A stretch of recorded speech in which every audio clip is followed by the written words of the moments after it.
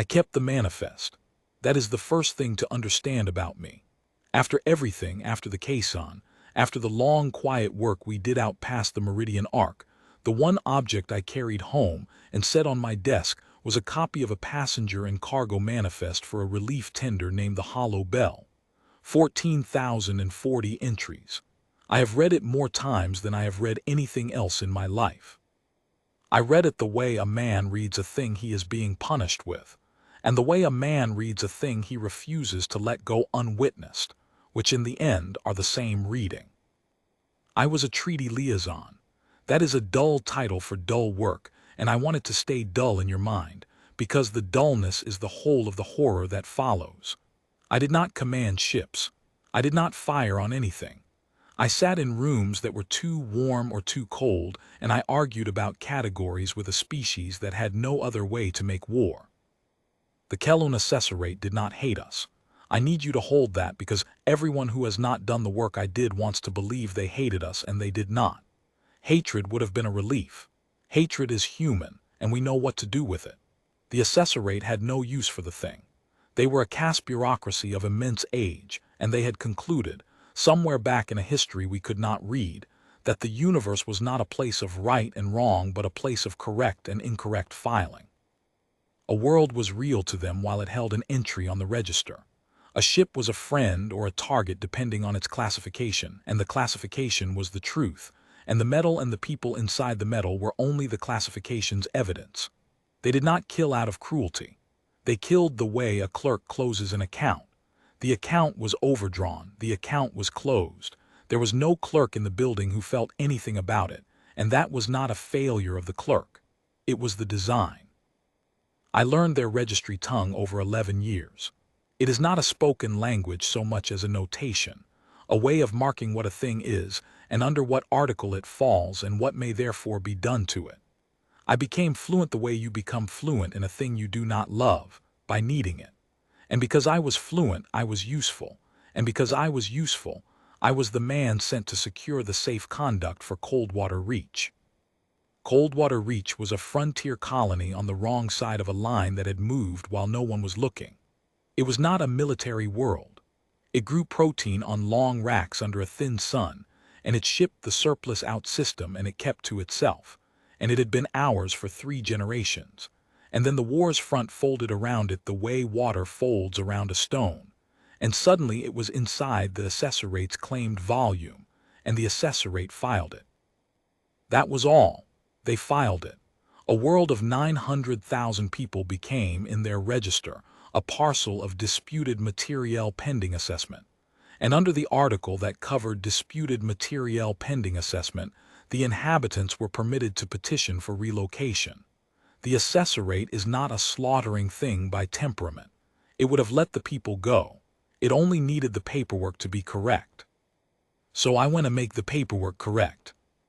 The signing chamber was a long room with a ceiling of pale glass, and the Assessorate kept it lit with their daylight, which is a flat, even brightness without shadow, because shadow is ambiguous, and they do not tolerate ambiguity in a room where filings are made. I remember the light most of all. It fell on everything equally, on my hands and on the assessor's instruments and on the long table between us, and it made the whole negotiation feel like a thing happening inside a document rather than inside a world. The assessor I worked with had a name that does not render into our sounds. I called him in my own notes the registrar because that is the nearest honest word. He was old even for his kind, his casework stretching back further than any human polity, and he was, in the only sense his people had for the word, fair. He did not lie to me. The Assessorate did not lie. Lying is the introduction of incorrect data into the register, and it was, to them, the one true obscenity. I have thought about that a great deal since. They could not lie, and so we did not guard against lies. We guarded against everything except the truth. The safe conduct took 9 days to draft. I argued each clause. I had the evacuation convoy filed as non-combatant humanitarian relief, cleared for transit through the contested volume along a defined corridor. The corridor itself entered into the register with its coordinates and its window of passage. The convoy's hulls named and numbered. The lead tender, the hollow bell, listed first because it would carry the children and the old and the colony's living archive. The records, the seed stock, the music. The thousand small things a people carries when it leaves a place it will not see again. I had all of it filed. The registrar set his mark to it. I set mine. Under assessorate law, which was the only law that ran in that volume, the convoy was now a cleared non-combatant transit, protected, and to fire on it would be the introduction of incorrect action against a correctly filed object, which was the nearest thing their universe had to a crime. I want to be honest about what I felt when the marks were set. I felt good. I felt that I had done the work, the dull, careful work, and that 900,000 people would not lose their children to the war because a man had sat in a flat-lit room and argued about clauses for 9 days. I sent word to Coldwater Reach that the corridor was open and the guarantee was sound. I told them in my own voice, on my own authority, that the hollow bell would cross safely. I told them to load the children first. They loaded the children first. The convoy formed up over Coldwater Reach on a clean morning and stood out from the planet in good order, the hollow bell at the head, 14,040 souls aboard her and the 4 tenders behind, and it entered the corridor that was filed and cleared and entered into the register with its coordinates and its window, and it crossed the line. I was not aboard. I want that on the record too, because it is the cheapest fact I own and I have hidden behind it, and I will not anymore. I was at the relay station 2 jumps back, watching the registry feed, which is how the assessorate makes the state of the universe legible, a long scroll of entries, each object and its classification and its status, updating as the truth changes. I watched the hollow bell cross the line as a green entry, cleared in transit. I had a cup of something warm in my hand. I was thinking about going home. The entry changed. It did not flicker. It did not warn. Somewhere in the assessorate's vast machinery, a clerk I never met, acting under an article I had not thought to close, amended the filing. The corridor had been entered with its window of passage, and the window was defined relative to the political status of the originating polity, and the political status of Coldwater Reach had, that morning, completed its assessment and been resolved from disputed materiel pending assessment to forfeited materiel of a dissolved claimant. And under the article that governed the property of a dissolved claimant, everything originating from that property, including the amendment noted, the persons aboard the cleared transit, who were recategorized from non-combatant relief to recoverable biomass of forfeited origin, reverted to the assessorate. The corridor's clearance was not revoked. That is the thing I cannot make anyone understand who was not fluent. The clearance remained valid. It simply now applied to a cargo the assessorate owned, and you do not need a safe conduct to recover your own property. The entry for the hollow bell turned from green to the neutral gray they use for assessed materiel. A status line appeared beneath it. In their notation it read, as near as I can put it in our words, recovery action in progress, no anomaly.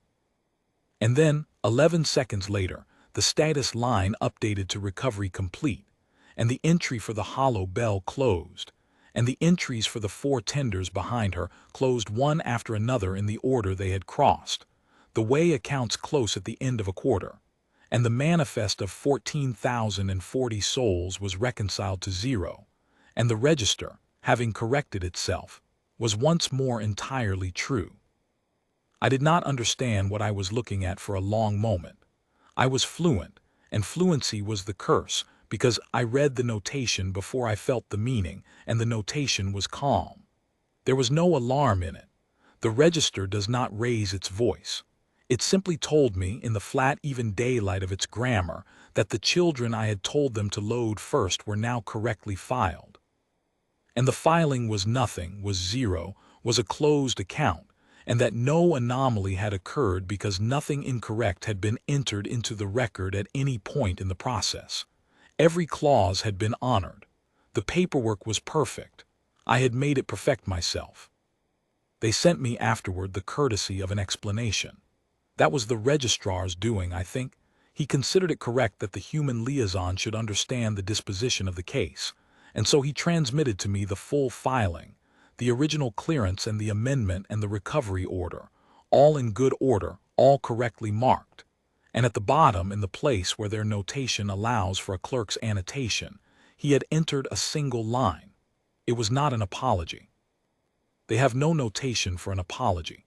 It read, as near as our words go, the prior clearance was not in error, the subsequent reclassification was also not in error, the liaison's work was correct throughout.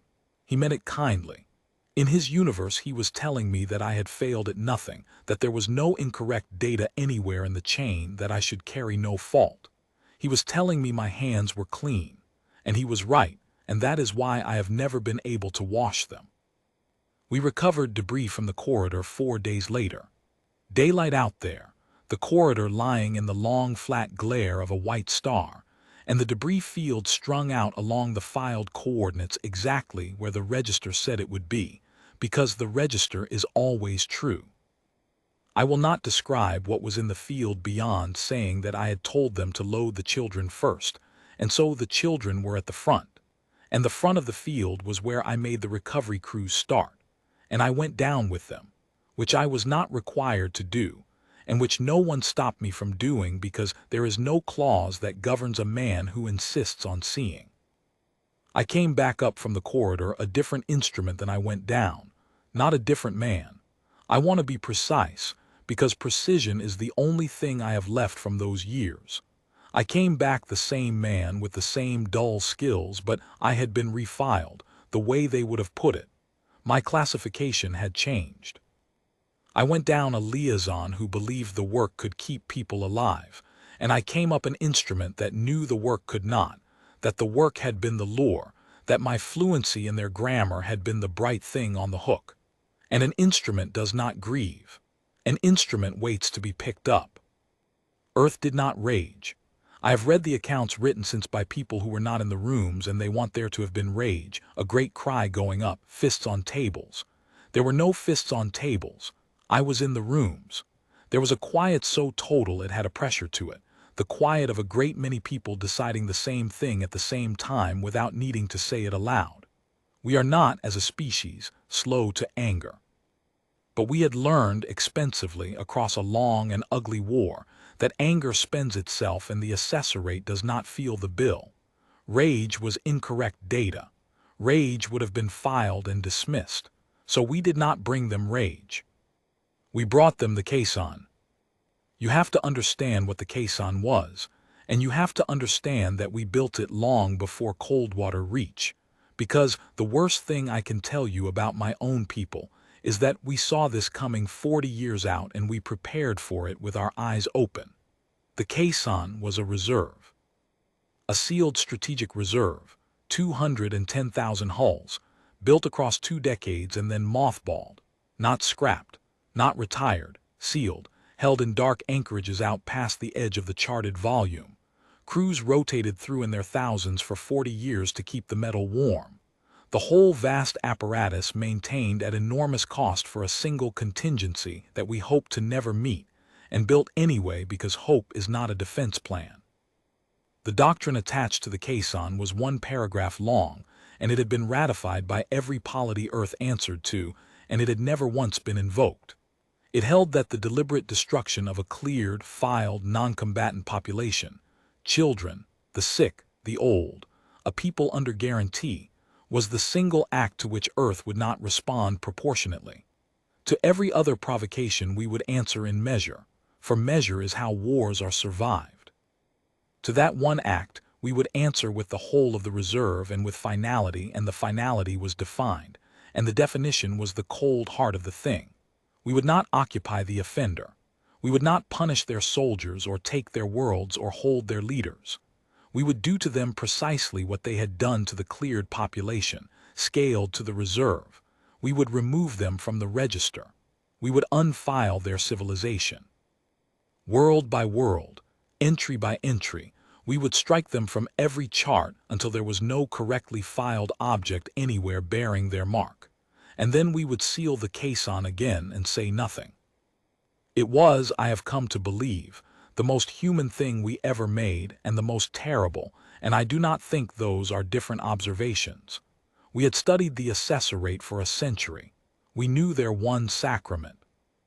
We knew that to them existence was registration, that a thing unfiled was a thing that had never been, and we built in cold blood across 40 years, an instrument designed to deliver to them not death. Death they understood, death was a status line, but the one outcome their grammar could not survive, erasure from the record. We answered the filers in the language of filing.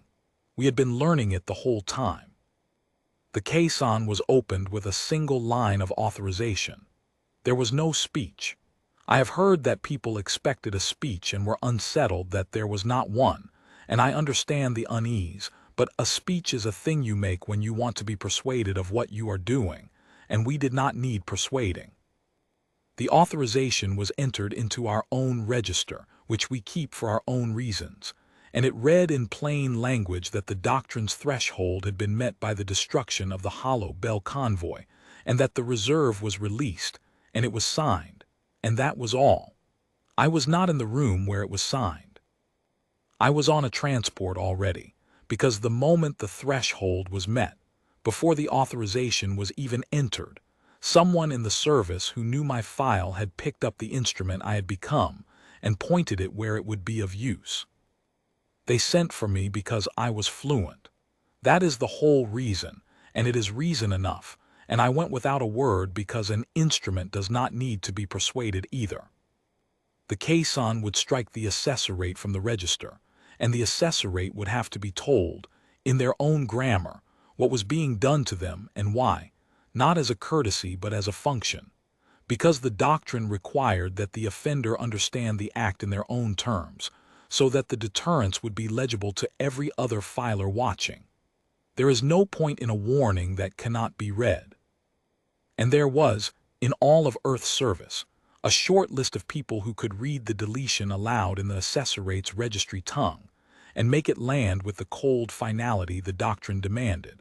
And at the top of that list, because of 11 years of dull work and 9 days of perfect clauses, was a liaison named Martin Halloran who had told them to load the children first. I went up to the reserve flagship on a gray morning, ship time, and I want to tell you what it was like to come aboard a thing that had been sealed for 40 years and was now awake, because I have never found the words and I am going to fail again here, but I will try. The caisson did not feel like a fleet. A fleet feels like men.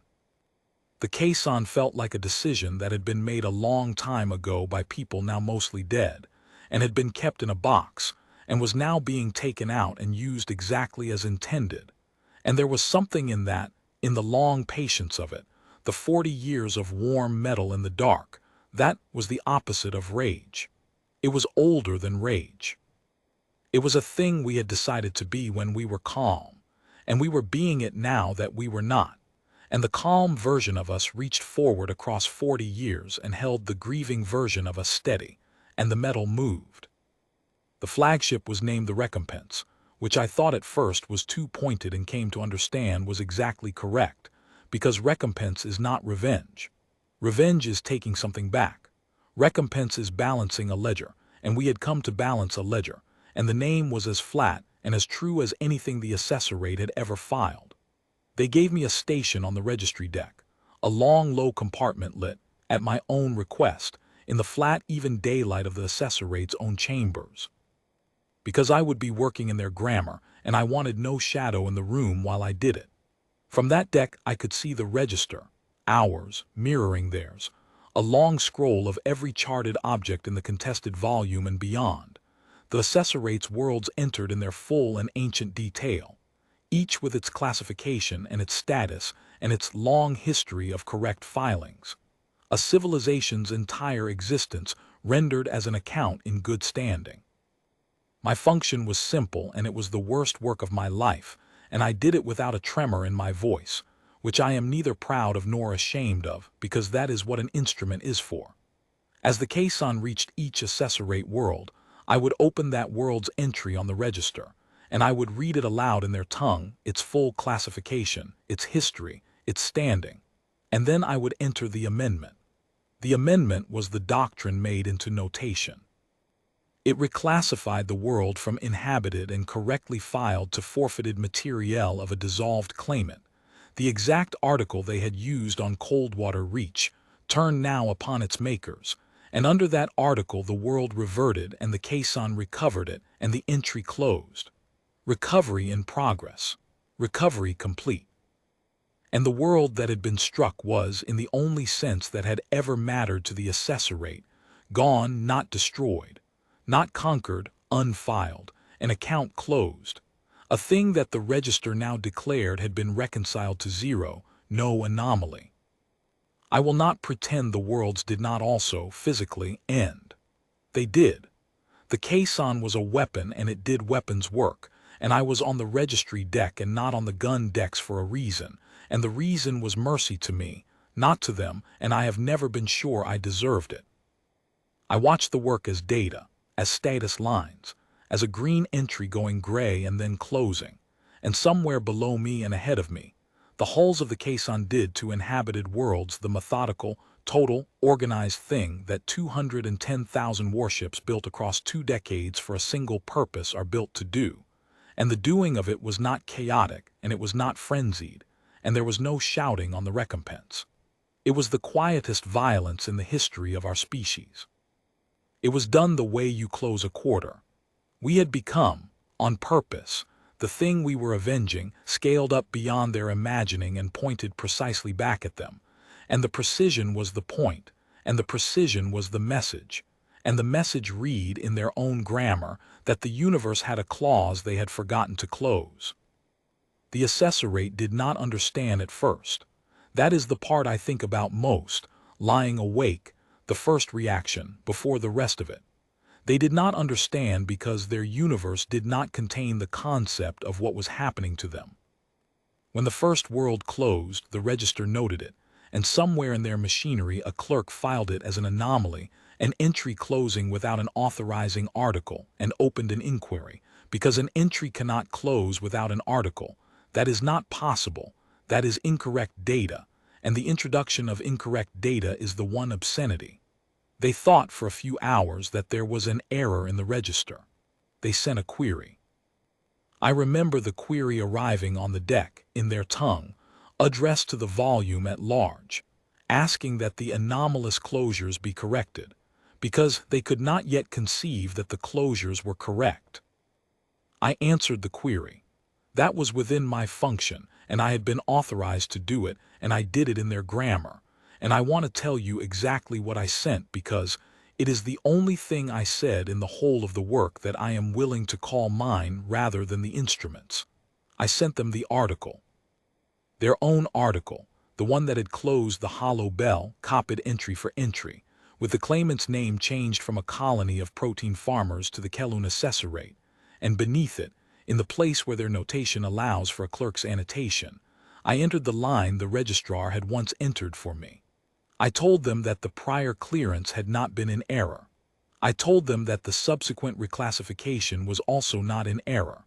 I told them that the work was correct throughout. I gave them, in their own words, the perfect paperwork, and then I struck the next world. They understood after that. You could see it in the queries that followed, the way the grammar tightened, the way the calm went out of the notation, and this is the only place in the whole account where I will tell you the assessorate felt something, because I was fluent and I could read it, and what they felt was not fear of death. They did not fear death. Death was a status line. What they felt, world by world as the caisson came, was the dawning of the one thing their universe had no defense against. The discovery that the register itself, the ground of all their reality, could be turned, that a thing could be correctly filed out of existence, that the sacrament was a door that opened both ways, and that someone had been patient enough and fluent enough to learn the lock from the inside. They had taught us their grammar for a century, sitting across flat-lit tables, certain we were the students. We had been taking notes. They sent an envoy. Of course they sent an envoy. It was the correct procedure, and they were nothing if not correct. The envoy came under a clearance I personally examined and personally honored, because we did not become liars. That was the whole of our discipline. We did not introduce one incorrect datum into the entire reckoning, and the envoy came aboard the recompense and was received on the registry deck in the flat even daylight, and the envoy made the appeal. I will give the appeal its due, because it was not stupid and it was not weak.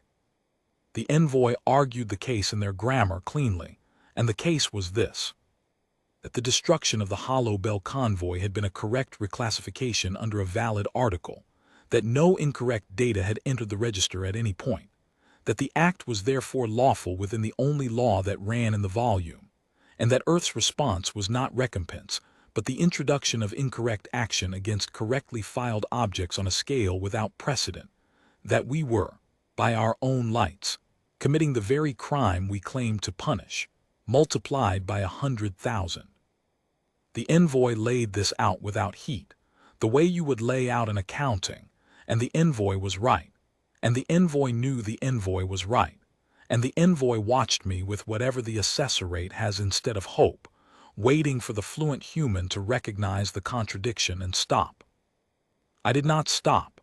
I want to be very careful here, because this is the moment everyone who hears the story wants me to have said something, to have delivered some line, some hard, clean human verdict that put the alien in its place, and I did not, and the not doing was the discipline, and the discipline was the doctrine, and the doctrine was older and colder than me. The envoy was correct. We were doing to them precisely what they had done to us, scaled up, and we were doing it with their own instrument, and there was no clean place to stand and no clever thing to say. And if I had said a clever thing, I would have made it about me, about my cleverness, and it was not about me. It was about 14,040 closed accounts and a doctrine ratified in cold blood 40 years before any of those accounts were opened. So I did not answer the envoy with a line.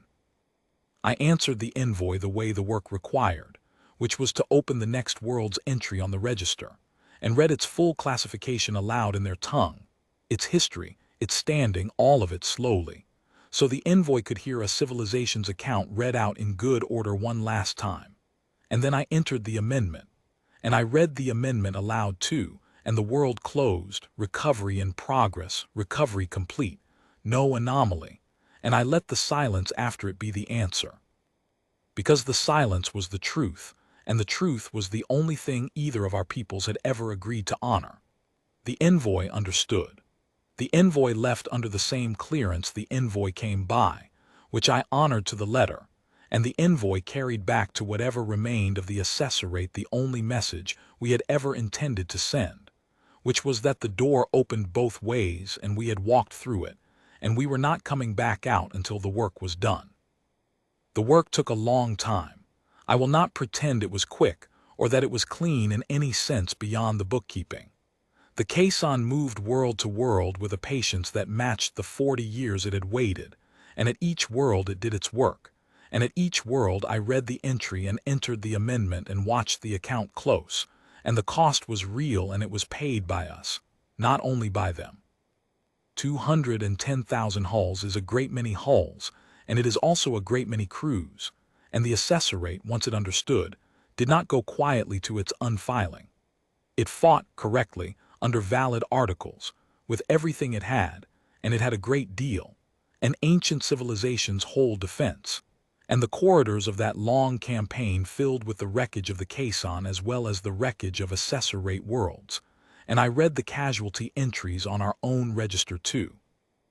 Our own accounts closing, our own children of a sort going gray and shutting, and I did not look away from those either, because an instrument that only counts the enemy's dead is not an instrument. It is a lie, and we did not become liars. We paid enormously. The doctrine had always known we would.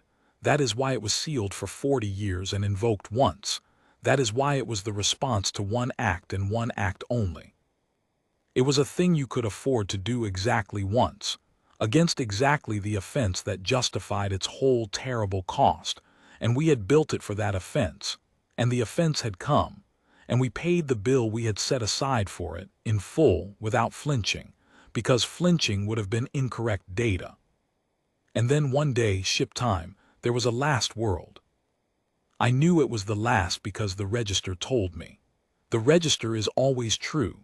I opened its entry, and it was the assessorate's first world, their oldest filing, the seat of the whole bureaucracy, the place where, I suppose, a long time ago, some Kelun clerk had first decided that the universe was a place of correct and incorrect filing rather than right and wrong, and had begun the register that ended on my deck. I read its entry aloud in their tongue, the full classification, the history that ran back further than any human polity, the long unbroken record of an account that had been in good standing since before we had words, and I read it slowly, all of it in the flat even daylight, because it deserved to be read, because everything deserves to be read once before it is closed, even this, especially this. And then I entered the amendment, and I read the amendment aloud, and the world closed. Recovery in progress, recovery complete, no anomaly. The register, having corrected itself, was once more entirely true. There was no correctly filed object anywhere in the charted volume or beyond it bearing the mark of the Kelun assessorate. The account was reconciled to zero. The civilization that had taught us its one sacrament, that a thing is real only while it is on the register, was no longer on the register. And so, by the only law it had ever honored, it had never been, and the universe held no contradiction and raised no alarm and felt nothing, which is exactly the universe they had insisted upon, delivered to them whole. I closed the register. There was no speech then either. There had been none at the opening and there was none at the closing, and I think that absence is the most honest thing about the whole of it. We did not celebrate. There was nothing to celebrate. We had balanced a ledger at a cost we had set aside 40 years before, and the balancing did not give us back one of the 14,040, and we knew it would not, and that was the point of the doctrine being recompense and not revenge. Revenge promises you something back and lies, and recompense promises you nothing and tells the truth. We sealed the caisson again. The surviving hulls went back out past the edge of the charted volume to the dark anchorages, and the crews were rotated, and the warm metal was set once more to wait.